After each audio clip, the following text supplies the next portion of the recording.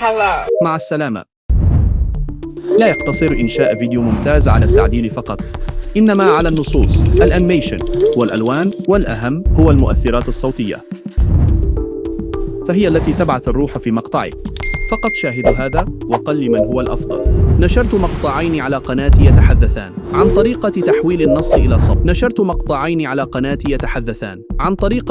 النص إلى صوت. بالطبع الخيار الأول لأنه يحتوي على مؤثرات صوتية. ستجد ما تحتاجه في الرابط في أول تعليق، يوجد فيه العديد من الموسيقى والمؤثرات الصوتية، وكلها مجاناً وحتى بدون حقوق الطبع والنشر. إذن لا تنسى اشتراك